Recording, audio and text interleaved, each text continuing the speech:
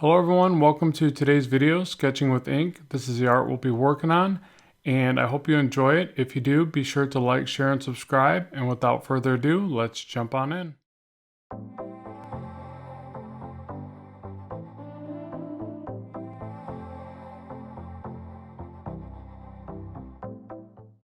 So just to give you an idea of the supplies used here, I'm just using regular 8.5 by 11 copy paper and a Pilot G207 ballpoint pen.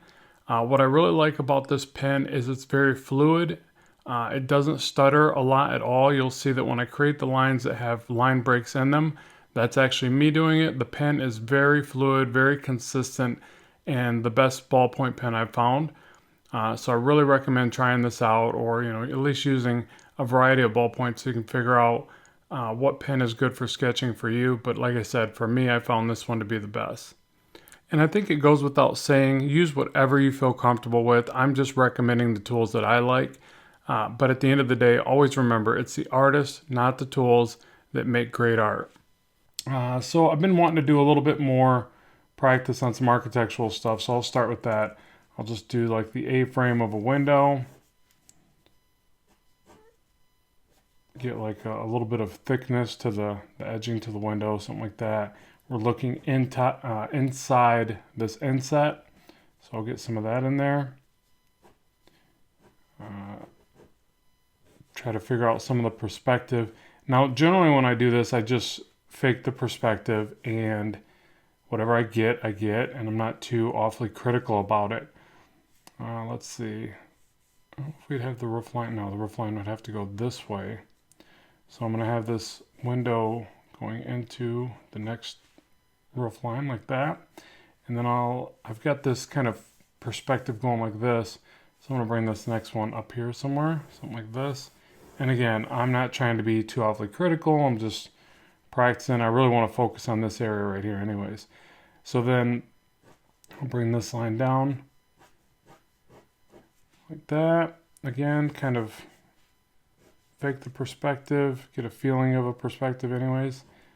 More of an inset to this next piece of the window. Like when in doubt, just keep drawing recesses into the area. And generally you can make windows look pretty interesting like that. I mean, obviously having some idea of, the way things look is great. You can't fake it entirely, but I don't know. There's some pretty wild styles out there, and some things are, just more imaginative than others. So, but generally, multiple stages of the trim lines is a good idea.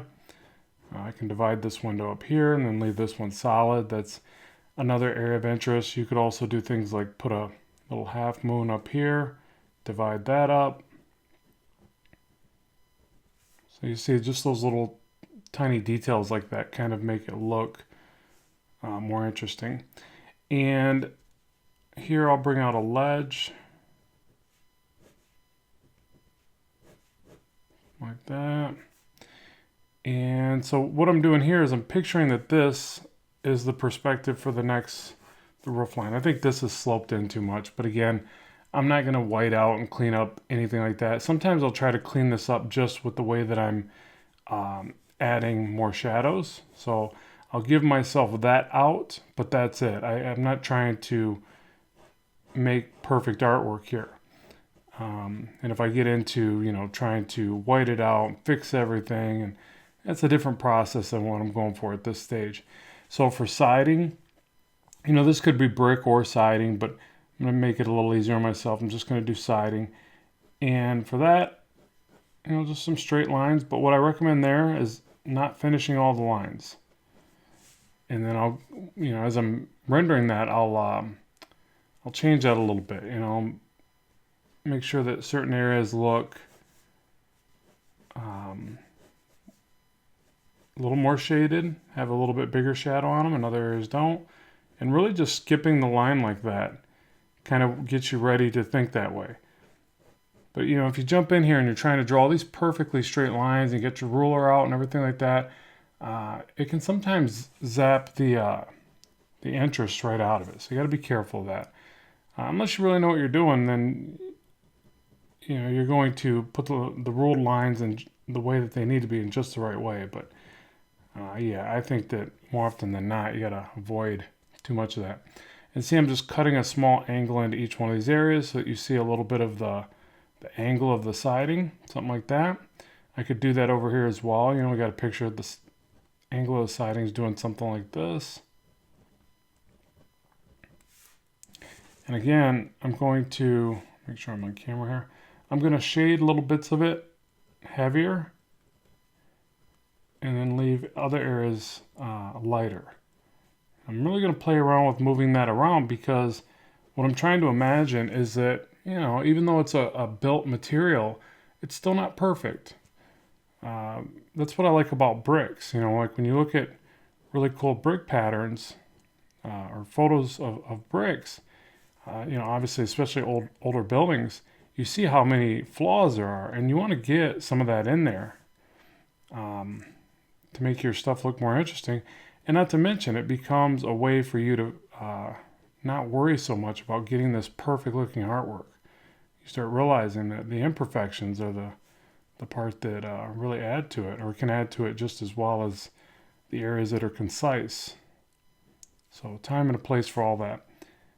But yeah, absolutely love this pen. I really want to make sure to keep mentioning that. I suggest you try it out.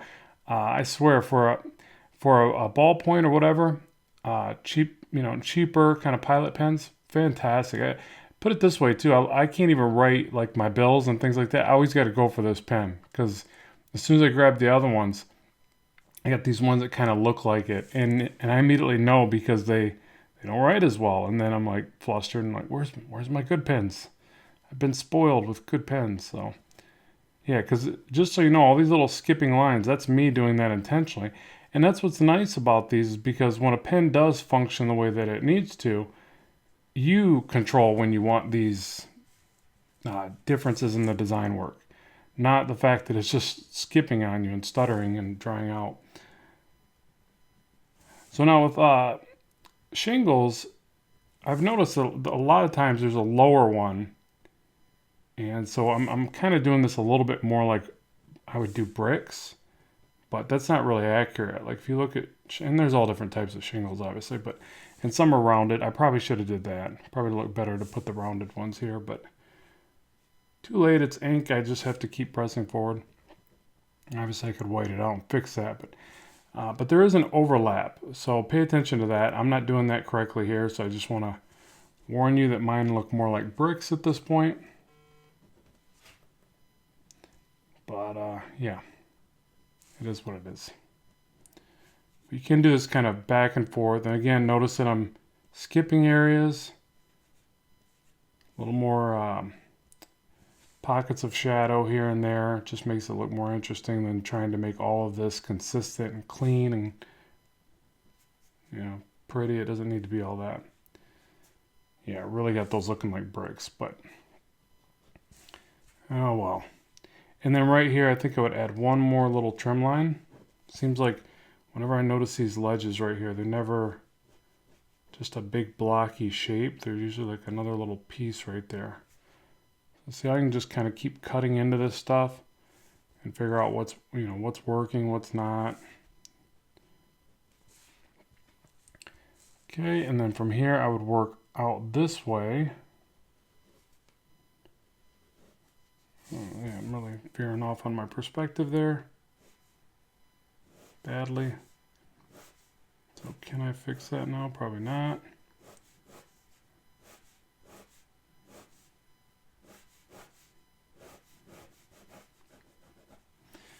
Yeah, so that's the only bad thing about ink. You got to be a little bit more careful about your initial start. Then from there, it's not so bad. And I'm just going to go with this little crisscrossing brick pattern because it's what I've already done. But again, like I mentioned, it's not really as simple as that for roofing. I think this line should be more like this. Now, obviously, if you're going for something that looks, better, you would just lay in some perspective lines. But again, for this particular exercise, I'm really just going for kind of freedom of expression here. Whatever I get, I get. It's fun to do these.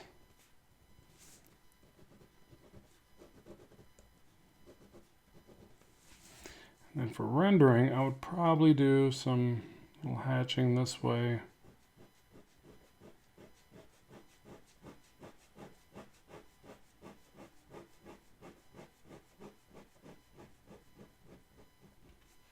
Something like that.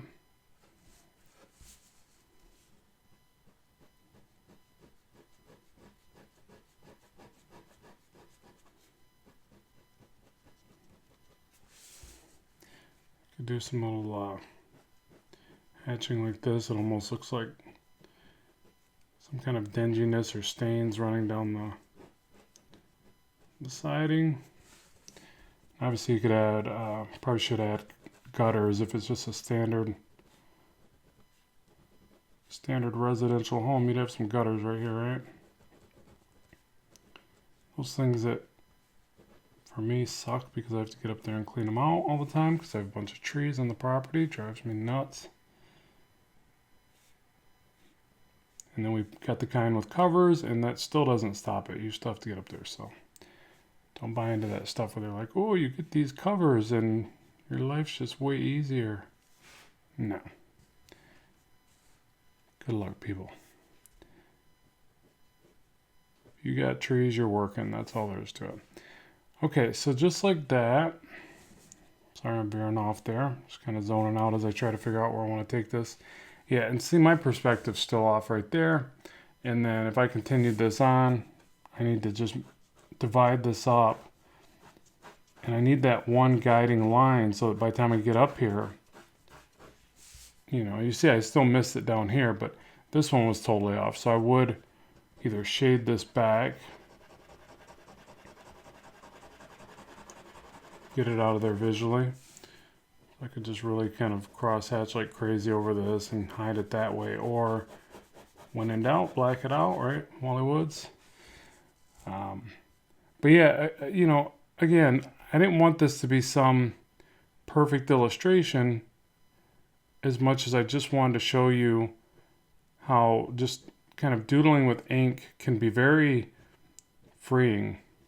I feel like it really sparks creativity.